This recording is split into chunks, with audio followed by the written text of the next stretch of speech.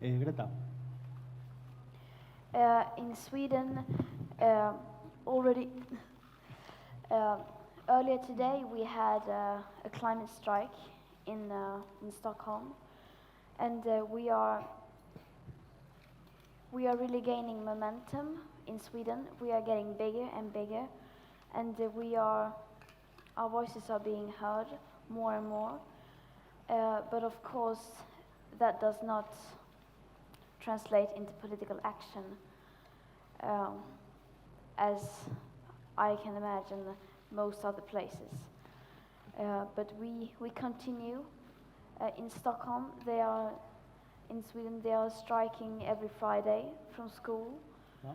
and they have been doing that for 1.5 years now. So, and they are very patient and. Okay, thank you. Vanessa. The climate movement.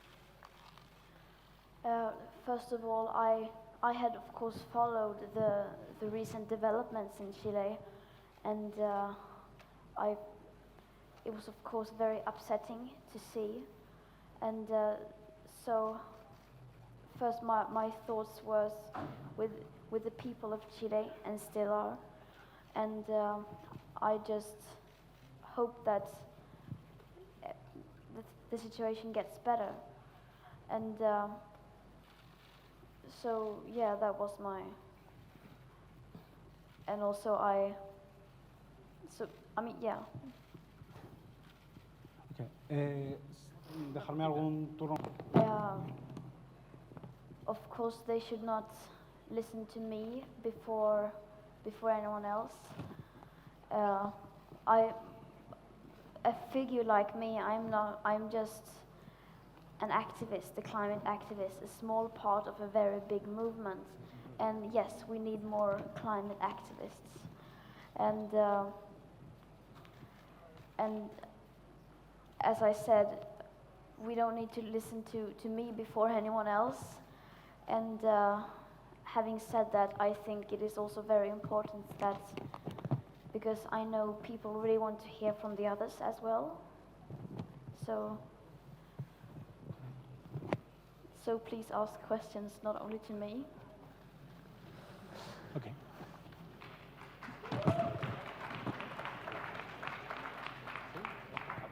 Vale, ahora ya empiezo a pasar.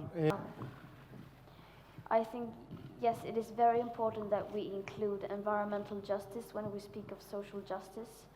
That is a very key thing, because that is the base of other justices as well, climate justice and environmental justice. So it definitely needs to be included. Okay, vamos a pasar a.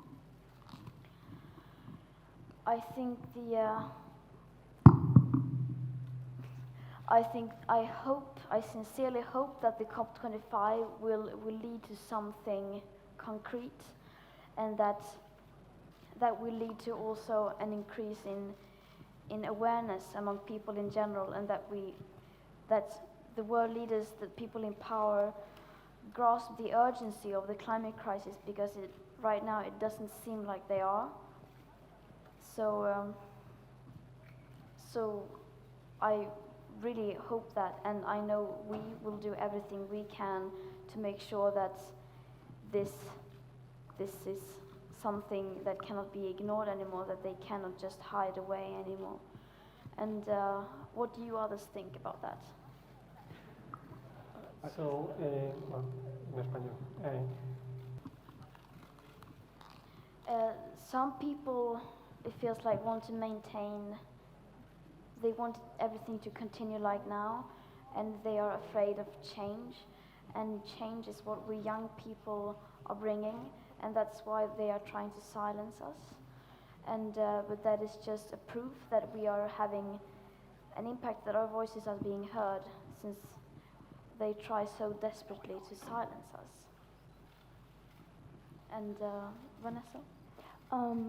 I think they try to silence us because it is impossible for anyone to know how the world will look in 10 years. And that I think is also the challenge we face, that we don't know what is going to happen. Of course, we can predict approximately this and that, how it will be, but we cannot know for sure. So we have to adapt, and we have to solve the problem when the problem comes, and of course try to do everything we can to prevent worse consequences. And to those who are not here, COP25 is seen as some kind of middle year, that the big event is COP26 next year. But we cannot afford middle years, we cannot afford any more days going by without real action being taken. So the COP25 is not something we should just look past and ignore, because every chance we get to improve the situation, we must take. Okay. Yeah, we have been striking now for over a year, and still basically nothing has happened. The climate crisis is still being ignored by those in power, and we cannot go on like this. It is not a sustainable solution that children skip school. We cannot go on like that. So we don't want to continue.